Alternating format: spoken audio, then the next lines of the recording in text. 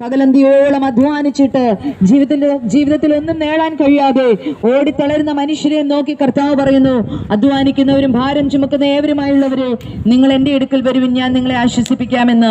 അങ്ങനെയെങ്കിൽ തളരുന്ന മനസ്സോടെ, നിറയുന്ന മിഴിയോടെ ജീവിതത്തിന്റെ പ്രശ്നങ്ങളെ നോക്കി നിരാശപ്പെടുന്നവരോട് ഞങ്ങൾ പറയുന്നു, പ്രിയ സ്നേഹിത, ജീവിതം തീർന്നു എന്ന് കരുതരുത്. യേശു നിങ്ങളെ സ്നേഹിക്കുന്നു. സ്നേഹം കൊണ്ട് ഈ ലോകത്തെ കീഴ്പ്പെടുത്താൻ കഴിയുമെന്ന് ജീവിതം കൊണ്ട് തെളിയിപ്പിച്ച വ്യക്തി കർത്താവായ യേശു ക്രിസ്തു. യേശുവിന്റെ സ്നേഹം എവിടെയെല്ലാം എത്തിച്ചേർന്നിട്ടുണ്ടോ അവിടെയെല്ലാം തകർന്ന ജീവിതങ്ങൾ പണിയപ്പെട്ടിട്ടുണ്ട്. രോഗികൾക്ക് ആശ്വാസം വന്നിട്ടുണ്ട്. തകർന്ന മനസ്സുകളെ പണിതെടുത്തിട്ടുണ്ട്. പ്രിയപ്പെട്ടവരെ, യേശു ഒരു മനുഷ്യനെ തേടിയാണ് യേശുവിന്റെ യാത്രകളെല്ലാമെങ്കിലും ഇന്നിവിടെ ഈ സന്ധ്യ ഞങ്ങൾ പറയുന്നു, ജീവിതത്തിന്റെ ഏതെങ്കിലും മേഖലയിൽ നിരാശയിലൂടെ, ദുഃഖത്തിലൂടെ, വേദനയിലൂടെ കടന്നു പോകുന്നവരാണോ, ഒറ്റപ്പെടലിന്റെ നിരാശയുടെ വേദനയിലൂടെ കടന്നു പോകുന്നവരോട് ഞങ്ങൾ പറയുന്നു, യേശു നിങ്ങളെ സ്നേഹിക്കുന്നു. പ്രിയപ്പെട്ടവരെ, മരണം എന്ന മൂന്നക്ഷരം നമ്മെ ഏത് സമയവും മാടി വിളിക്കുന്ന ഒരു സമയമുണ്ട്. ജനനം എന്ന മൂന്നക്ഷരത്തിലൂടെ നമ്മൾ വളരെ പ്രതീക്ഷയോടെയാണ് ഈ ഭൂമിയിലേക്ക്, ജീവിതത്തിലേക്ക് കടന്നു വന്നത്. എന്നാൽ ഏത് മനുഷ്യനെയും, ഏത് പ്രഗത്ഭരായ മനുഷ്യനെയും, ഏത് പ്രതിഭാശാലിയായ മനുഷ്യനെയും, എത്ര ഉന്നതനെയും വിദ്യാസമ്പന്നരായ മനുഷ്യനെയും മരണം എന്ന മൂന്നക്ഷരം മാടി വിളിക്കും. എന്നാൽ പ്രിയപ്പെട്ടവരൊന്ന് ചോദിക്കുന്നു, ഈ ഭൂമിയിലെ മരണത്തിന് ശേഷവും ഒരു ജീവിതമുണ്ട്. അതാണ് മരണാനന്തര ജീവിതം എന്ന് പറയുന്നത്. അത് നമ്മൾ ഈ ഭൂമിയിൽ ജീവിക്കുന്നതിനനുസരിച്ചാണ് നമുക്ക് ലഭിക്കുന്നത്. നാം കുറച്ച് പീരീഡ് മാത്രം ഈ ഭൂമിയിൽ ജീവിക്കുമ്പോൾ എങ്ങനെയെങ്കിലുമൊക്കെ ജീവിച്ച് തീർക്കാനുള്ളതല്ല.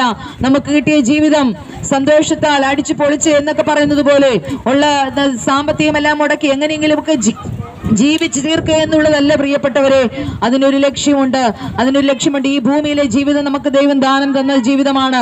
പലരും നമ്മെ വിട്ട് കടന്നുപോയപ്പോൾ ഇന്നും നമ്മൾ നിൽക്കുന്നതിനൊരു ഉദ്ദേശമുണ്ട്. അങ്ങനെയെങ്കിൽ നമ്മുടെ ഭൂമിയിലെ ഈ ജീവിതം എന്ന മൂന്നക്ഷരം എപ്രകാരം ജീവിക്കണമെന്നുള്ളത് നാം ഒന്ന് ചിന്തിക്കേണ്ടിയിരിക്കുന്നു. മരണം എന്ന മൂന്നക്ഷരം നിങ്ങളെ മാടി വിളിക്കുന്നതിന് മുൻപേ പ്രിയപ്പെട്ടവരെ, ഈ ഭൂമിയിലെ ജീവിതത്തിനനുസരിച്ച് നമുക്ക് കിട്ടുന്ന ഒരു മരണാനന്തര ജീവിതമുണ്ട്. ഇതിലേക്ക് പ്രവേശിക്കണമെങ്കിൽ നാം ഈ ഭൂമിയിൽ ജീവിക്കുന്നതിനനുസരിച്ചാണ് കിട്ടുന്നത്. അങ്ങനെയെങ്കിൽ ഈ ഭൂമിയിലെ ജീവിതം നാം എങ്ങനെ ജീവിക്കണം പ്രിയപ്പെട്ടവരെ? അതിനൊരു വഴിയുണ്ട്. നേരായ വഴിയിലൂടെ, സത്യമായ വഴിയിലൂടെ, സമാധാനപരമായ വഴിയിലൂടെ നിങ്ങൾക്ക് യാത്ര ചെയ്യാൻ പറ്റിയൊരു വഴിയാണ് കർത്താവ് പറഞ്ഞു തരുന്നത്. അതുകൊണ്ട് യേശു പറയുന്നുണ്ട്, ഞാൻ തന്നെ വഴിയും സത്യവും ജീവനും എന്നാ പറയുന്നത്. അങ്ങനെയെങ്കിൽ പ്രിയ സ്നേഹിത, സത്യമായ വഴിയായ ജീവൻ പകരുന്ന ഈ കർത്താവിനെ നിങ്ങൾ സ്വീകരിക്കാൻ തയ്യാറാണോ? നിങ്ങളുടെ ജീവിതത്തിൽ സമാധാനപരമായ ഒരു ജീവിതം ഉണ്ടാകും, സന്തോഷപരമായ ഒരു ജീവിതം ഉണ്ടാകും.